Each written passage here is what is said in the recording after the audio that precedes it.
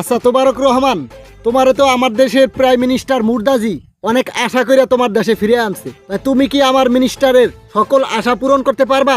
জি sir, আমি আপনাকে সব আশা পূরণ করানোর লেগে চেষ্টা করব।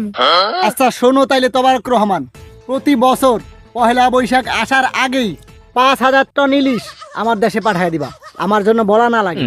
আর প্রতি বছর বর্ষা আইলেই আমি তোমার ঘরে পানি দিয়া বাসায় দিব। জি শঙ্কর রায়, আমি বৈশাখ মাস আসার আগে ইলিশ পাঠায় দিই। তাই যেন হয়, আর সব কাজ যেন ঠিকঠাক মতো চলে। আর শোনো আরেকটা কথা, সেন্ট মার্টিন দ্বীপটা আমার লাগবে। প্রতি বছরের 6 মাস আমার সেন্ট মার্টিন দ্বীপটা দিবা। জি শঙ্কর জি, আমি আপনারা সবকিছু দেওয়ার চেষ্টা করব, শুধু আমার জন্য একটু খেয়াল রাখেন আর আমার গদিরা যেন ঠিক থাকে। ঠিক আছে, তা নিয়ে তোমার মাথা ব্যথা করতে হইব না। আমার মুর্দাজির সাথে কথা হয়েছে, তোমার গদি ঠিক থাকবো। তবে তুমি একটু তোমার যে মৌলবাদীর উত্থান হয়েছে, ওই মৌলবাদীরে শায়েস্তা করে রাখো। আর শায়েস্তা করার জন্য প্রথম আলু আর দিল্লি স্টারে ব্যবহার করবা। আর এইদিকে তুমি আর আমি দুইজনে গোপন চুক্তি করমু, যা পৃথিবীর কেউ জানবো না। ঠিক আছে?